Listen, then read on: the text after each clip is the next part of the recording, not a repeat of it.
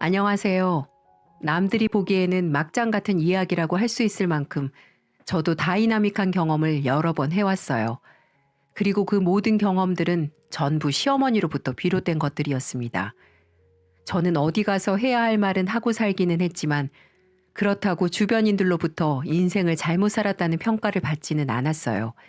오히려 정의롭고 쿨하다는 평가를 더 많이 받고 살아왔죠.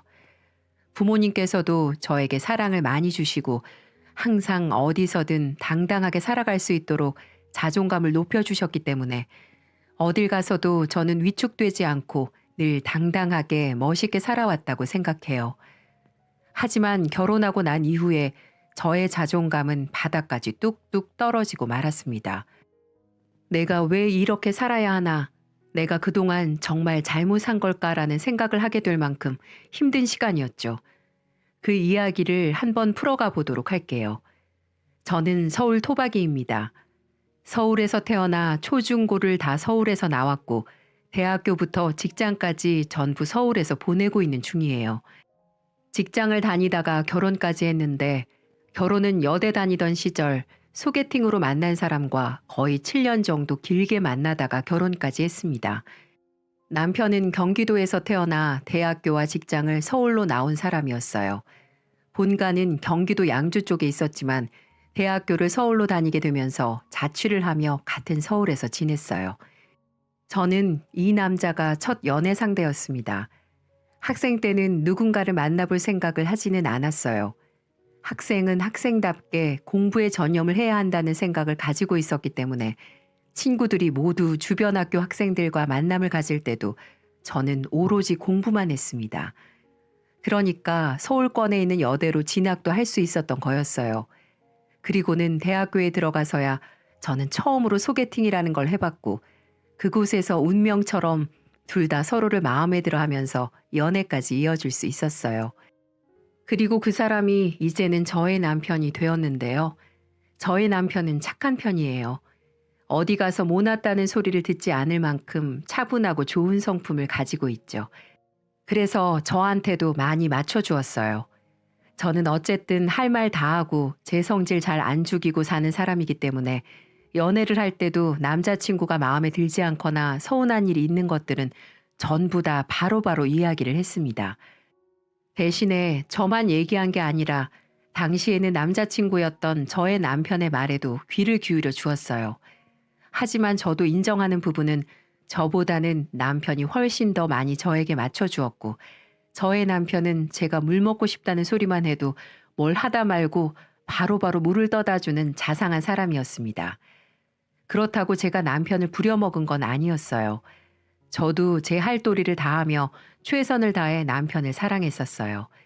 그랬으니까 7년의 연애를 했고 결혼까지 했겠죠. 그 사이에 헤어진 적도 없을 만큼 우리 사이는 좋았어요. 하지만 결혼을 약속하고 준비하는 과정에서 헤어질 뻔한 사건을 겪게 되었습니다. 문제는 남편이 아닌 시댁이었어요. 정확하게 이야기하면 시모 때문이었습니다. 처음에 양가가 만나는 자리에서부터 모든 사건이 시작되었어요. 저희 둘은 연애를 오래 했기 때문에 이미 양쪽 집안에서도 서로를 어느 정도는 잘 알고 있었습니다. 특히나 저는 서울에서 따로 자취를 하지 않고 부모님과 쭉 같이 살았기 때문에 저의 남편은 자주 저희 집에 놀러 와서 더 잘 알고 계셨었어요. 또 저도 경기도에 있는 남편의 본가로 연애 시절 종종 갔었기 때문에 익숙한 얼굴들이었죠. 단지 저희 각자의 부모님들만 서로의 얼굴들을 처음 보는 자리였어요. 거기에서 저희 부모님은 시모에게 큰 모욕을 겪어야만 했어요. 사실 저희 집은 그렇게 잘 사는 집은 아니었습니다. 아버지는 세탁소를 운영하셨고 엄마는 초등학교 앞에서 떡볶이 장사를 하셨었어요. 두 분 다 넉넉하게 버는 형편은 아니었지만 그래도 초등학교 앞에서 꽤나 인기 있는 떡볶이집이었고 세탁소를 한 자리에서 오랫동안 운영을 하셨기 때문에 단골 손님들이 많이 있어 부족하게 산 편도 아니었습니다. 하지만 저희 부모님의 직업이 부동산을 운영하고 있는 시댁에서 봤을 때는 한참 부족한 것처럼 느껴지는 듯 했습니다. 시어머니는 저희 친정 부모님을 처음 뵙는 자리에서 그걸 노골적으로 드러내셨어요. 세탁소에 떡볶이집이면 사는데 어렵진 않았어요? 겨우 옷 몇 벌 빨아주고 애들 입에 떡볶이로 풀칠해주는 정도면 좀 어려웠을 것 같은데. 우리 쪽에서 요구하면 혼수는 필요한 대로 할 수 있는 거 맞죠? 너무나도 무례한 이야기에 저는 화가 났어요. 솔직히 말해서 그전에도 한 번씩 남편의 본가로 내려가 시어머니를 뵐 때면 제가 마음에 들지 않는다는 걸 은연중에 나타내고 있었거든요. 하지만 그때는 이렇게까지 노골적으로 말하지는 않았었는데 저희 부모님을 처음 뵌 자리에서 그렇게 말씀을 하시니까 당황스러우면서도 화가 났습니다. 그리고 왜 우리 부모님이 이런 모욕을 당해야 하는 건가 속상하기도 했어요. 그래서 저도 참지 않고 그 자리에서 반박을 해주었습니다. 어머니, 그럼요. 저희 부모님, 저 지금까지 키우시면서 부족한 거 없게 키워주셨어요. 필요한 대로 먹이고 입히고 공부시키고 하면서 어떤 사람들보다도 여유 있게 키워주셨습니다. 그리고 혼수는 아직 저희 어리니까 저희 분수에 맞게 해보려고 해요. 아니, 그래도 우리가 서울에다가 집을 해주는데 혼수도 집 수준에 맞춰야 하는 거 아니야? 게다가 네 분수는 몰라도 우리 아들 분수는 수준이 높아. 저희는 그 말을 듣고는 더 어이가 없었습니다. 물론 서울에 아파트를 해주신다고는 하셨어요. 그것도 평수가 32평으로 적지 않은 편이었습니다. 그래도 저나 남편이나 살면서 하나하나 좋은 물건들을 채워나갈 생각이었지 처음부터 무리해서 넣을 계획은 절대 아니었어요. 그래서 저는 또 한 번 이야기를 했습니다. 당연히 어머님 아들인데 수준 높겠죠. 근데 저도 낮은 수준은 아니에요, 어머니. 저희 부모님 지금까지 세탁소랑 분식집 운영하시면서 저 훌륭하게 키워주셨고 그 덕에 분수에 넘칠 만큼 고급스럽게 살았어요. 그러니까 혼수도 잘해볼 테니 그건 걱정하지 말아주세요. 저희는 그냥 저희 나이답게 소소하게 살림 시작하고 싶은 거니까요. 아니, 내가 그래도 명색이 시어머니인데 혼수의 간섭도 말라니. 그건 너무 경우 없는 것 아니니? 저와 시어머니의 설전에 점점 상견례장 분위기는 어색해져 갔습니다. 그때 중재를 해야겠다고 생각하셨는지 저희 아빠가 말씀을 하셨어요. 사부인, 잘 알겠습니다. 혼수는 원하시는 대로 저희가 맞출 테니 필요한 것들은 우리 아이 통해서 말씀해 주세요. 저희 부부 그래도 외동딸 키우면서 남부럽지 않게 살게 해주려고 노력 많이 했습니다. 그러니 혼수 문제는 걱정하지 않으셔도 될 듯 합니다. 그래요. 그럼 다행이고요. 아빠의 이야기에 저는 왜 우리가 다 맞춰주어야 하나 화가 나기도 했지만 현실적으로 봤을 때 남자 쪽이 집을 잘해준 건 맞기 때문에 저희도 거기에 맞추는 게 옳긴 했었습니다. 그래서 저도 더 이상은 아무 말 하지 않고 그대로 따라갔어요. 하지만 시어머니의 혼수 요구는 정말 해도 해도 너무했어요. 가전제품들도 최신 제품이 아니면 거들떠 보지도 않으셨고 신혼집 살림을 차리면서 시댁에 있는 김치 냉장고도 오래돼서 못 쓰겠다고 성화를 부리시기에 시댁 김치 냉장고까지 다 바꿔드렸어요. 정말이지 연애 시절에는 보지 못했던 억센 시어머니의 모습을 보면서 결혼 생활이 너무 힘들 것 같아 결혼을 물을까 생각도 해봤지만 그러기에는 저희 남편은 정말 좋은 사람이었고 제가 사랑하는 사람이었습니다. 그래서 결혼까지 감행할 수 있었어요. 하지만 결혼 후에 시어머니는 점점 더 저희 집안을 무시하고 하대하는 정도가 강해졌습니다. 제일 기억에 남는 것들로 이야기를 해볼게요. 저희 시댁은 추석 때마다 모이면 송편을 빚는데요. 시댁은 가족이 시부모님, 저, 남편, 장가안간 도련님으로 구성이 되어 있었습니다. 그럼 온 가족이 같이 남자들도 다 붙어서 송편을 만드는데 그때마다 어머니는 저에게 모욕적인 말을 서슴없이 하셨어요. 어쩜 너는 얼굴도 못생긴 게 송편도 그렇게 예쁘질 못하니? 자고로 송편을 예쁘게 빚어야 자식도 예쁜 애들도 낳는 거랬어. 어쩜 니네 엄마도 여자치곤 좀 우락부락하게 생겨서는 영 정이 안 가는데 우리 손녀가 걱정이다. 어머니 너무 교양 없으시네요. 어떻게 그래도 저희 엄마가 어머니 사돈인데 그렇게 무식하게 말씀을 하세요. 저희 엄마는 적어도 어머님께 예의 없게는 안 구시잖아요. 앞으로 그런 말씀은 말아주세요. 게다가 요즘 어디 가서 그런 소리 하시면 인격 모독으로 욕 드세요. 뭐? 이게 아주 지 시애미 알기를 뭘로 아는 거야? 어따 대고 말을 그따위로 해? 어머니가 먼저 하셨죠. 저는 절대 시비 거는 일은 없어요. 이게 진짜? 엄마, 그만하세요. 제가 들어도 엄마가 너무 하셨어요. 우리 아내가 얼마나 예쁜데 그렇게 말씀하세요. 송편도 제가 보기에는 예쁘기만 한데. 그런 말씀 그만하세요. 이 좋은 날 왜 자꾸 기분 상하게 그런 소리를 하세요. 자꾸 그러시면 저희 이제 여기 못 와요. 고맙게도 남편은 그럴 때마다 제 편을 들어주었고 어머님은 평소 아들들의 말이라면 깜빡 죽으셨기 때문에 다시는 안 온다는 소리에 어머니도 분한 감정을 참으시고는 그대로 넘어갔었어요. 하지만 남편도 집에 가서는 저한테 어머니한테 조금만 더 부드럽게 이야기를 해달라고 하더라고요. 솔직히 저도 어머니에게 한 번도 지지 않고 꼬박꼬박 말대꾸를 다 했습니다. 어느 정도껏 해야 하는데 이건 외모 비하에 친정 무시 발언에 해서는 안 될 것들을 어머니는 너무 많이 하셨어요. 이 부분은 남편도 이해를 하는 부분이었기 때문에 제가 말대꾸를 해도 면목 없다고 했지만 그래도 서로 잘 지냈으면 하는 마음이라며 늘 저를 다독여 주었죠. 그래서 그것 때문에 저도 어머니에게 조금이라도 제 감정을 다 내비치지 않고 참아가며 대하기 위해 노력했습니다. 하지만 여기에서 어머님은 점점 더 심해졌어요. 하루에 한 번씩 전화해서는 아들 밥은 챙겨줬고 집 청소는 잘하고 있냐며 간섭을 하기 시작하더라고요. 매번 시댁에 내려가면 남편이 저의 편을 들어주는 게 영 못마땅했는지 이제는 이런 식으로 복수를 하는 듯 했습니다. 저도 처음에는 잘 받아주었습니다. 둘이서 잘 지냈으면 좋겠다는 남편의 말이 떠올랐거든요. 그래서 초반에는 어느 정도 잘 지내려고 노력했지만 결국에는 저도 폭발을 하고 말았어요. 그날도 어머니는 어김없이 저에게 남편의 아침밥을 챙겨주었냐며 출근하느라 바쁜 시간에 전화가 왔습니다. 예, 남편 밥은 챙겨 먹이고 일을 가. 어쩜 그렇게 매번 밥 챙겨줄 줄 모르니. 어머니, 진짜 제가 알아서 할게요. 남편은 오히려 아침에 밥 먹는 거 부담스러워 한다고 말씀드렸잖아요.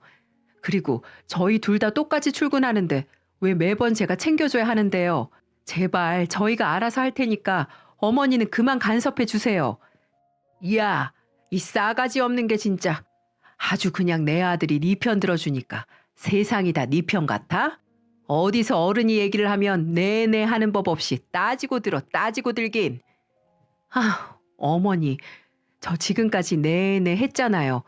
알겠다고 했는데도 매번 전화하셔서 이렇게 아침 챙겨줬냐, 집안 청소는 잘하고 있냐, 간섭하고 계시는 거잖아요.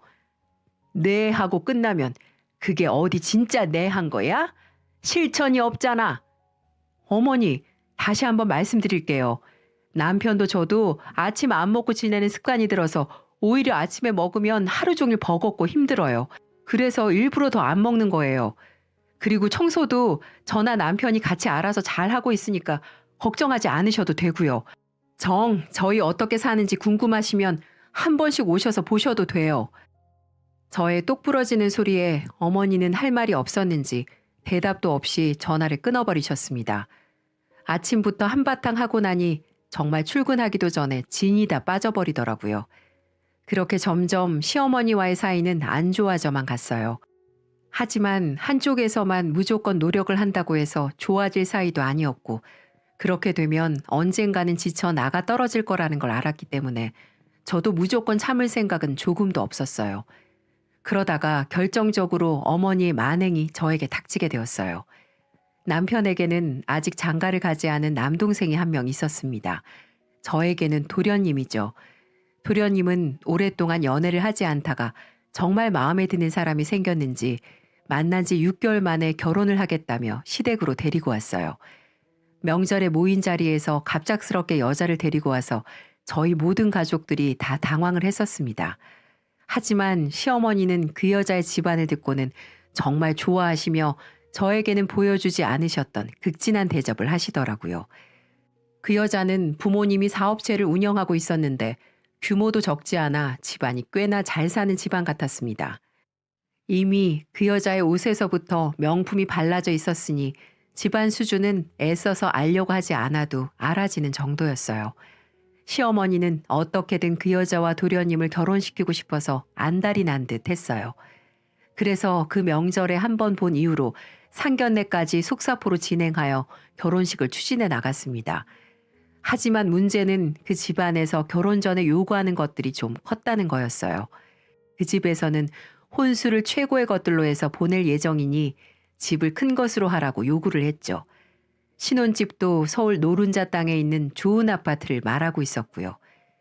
시어머니는 어떻게든 아파트를 구하려고 애를 썼습니다.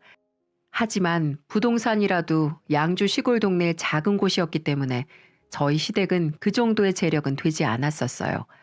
그래서 온갖 대출을 다 받아내고 돈을 여기저기에서 끌어모아도 부족했죠. 그때 저희한테도 거금을 보태라고 말씀을 하시더라고요. 시어머니가 주말에 말씀도 없이 저희 집으로 찾아오시더니 다짜고짜 말을 뱉으셨습니다. 예, 너 여기 시집 올 때 한 거 없지? 그러니까 둘째 집 사는데 돈 좀 보태라. 7천만 원만 내. 니네 결혼할 때 장남이라고 우리가 무리해서 아파트 해준 거 알지? 근데 지금 우리 사정이 안 좋아져서 그러니 니네가 도와야겠다. 어머, 어머니, 제가 왜 시집 올 때 한 게 없어요? 지금 어머니 앉아 계시는 소파도 다 제 돈으로 해온 건데. 그리고 어머님, 아파트 해주실 때 대출 껴서 주셨잖아요. 그건 저희가 갚아드리고 있고요. 그리고 돈 7천이 작은 돈이 아닌데 그걸 당장 내놓으라뇨. 저 할 만큼 했고 아직 저희 재산도 못 모았어요. 7천만 원은 죄송하지만 못 해드리겠네요. 뭐야? 야, 명색이 네 도련님 되는 사람이 결혼을 한다는데 그까짓 것도 못 해줘? 네, 도련님은 저 결혼할 때 뭐 해주셨나요? 근데 왜 저는 그 큰 돈을 해야 하는 건데요? 절대 못 해요. 저희 돈 없어요. 그러니까 그건 어머니가 알아서 해결하세요. 야, 이게 진짜? 그리고 그 옆에서 보고 있던 남편이 바로 말리면서 이야기를 또 했어요. 엄마, 진짜 왜 그러세요? 제발 그만 좀 하세요. 아내 말이 맞아요. 우리가 갑자기 그 큰 돈이 어딨어요. 1천만 원은 무리예요. 그 집도 그래요. 어떻게 우리 집 수준이 있는데 그 비싼 아파트를 해오라고 할 수가 있어요? 엄마도 그런 건 못하겠다고 강하게 하셨어야죠. 됐다. 치워. 더러워서 진짜. 너네 그러는 것 아니다. 뭐 둘째가 그렇게 결혼하면 너희한테도 입 싹 닫을 것 같아? 진짜 그러는 거 아니다. 어머니는 저희한테 소리를 한참 지르고는 집을 나가셨습니다.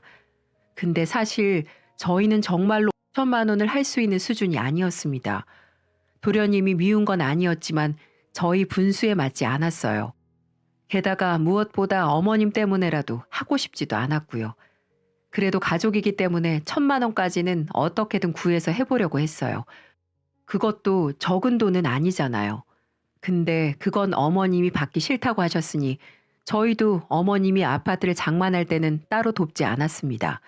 나중에 도련님께만 따로 찾아가서 결혼 축하드린다고 하고 결혼 자금으로 보태서 쓰시라고 1천만 원을 드리기는 했어요. 그만큼만 해도 가족으로서의 도리는 다 했다고 생각을 했습니다. 하지만 어머님은 그날 이후로 단단히 삐지셔서는 저에게 말도 섞지 않으셨어요. 오히려 저를 더 무시하고 하대하는 게 심해졌죠. 그때부터는 저도 지쳐서 어머니에게 말대꾸도 하지 않고 그냥 거의 무시하는 듯 지냈습니다. 오히려 그렇게 마음을 놓아버리니까 더 편하더라고요. 저는 앞으로도 그냥 한 귀로 듣고 한 귀로 흘리며 살려고 생각을 했습니다. 하지만 이번에도 어머님이 도와주지 않으시더라고요. 저는 아주 큰 결심을 하게 되는 경험까지 하고 나서야 시어머니와의 연을 끊어버릴 수 있었습니다. 우여곡절 끝에 도련님의 결혼 준비가 끝났고 당일날이 되었습니다. 결혼식이 끝난 뒤에 가족들끼리 모여서 저녁을 먹었어요. 신혼여행은 다음날 떠나기로 했기 때문에 그날은 모두가 다 시댁으로 모여 가족 파티를 열었습니다. 그리고 거기에서 결정적인 사건이 일어나고 말았어요. 계속해서 저를 무시하는 말을 서슴없이 하시던 어머님은 한창 술을 마시고 나서 흥이 오르고 있는 분위기에서 말없이 빈 음식만 채워서 가져다 놓는 저에게 갑작스럽게 노래를 시키셨습니다. 예, 너 이리 와서 노래 좀 불러. 둘째 결혼할 때 한 게 없으면 이런 거라도 해야 하지 않겠니? 네 분수에 맞게 노래 불러봐.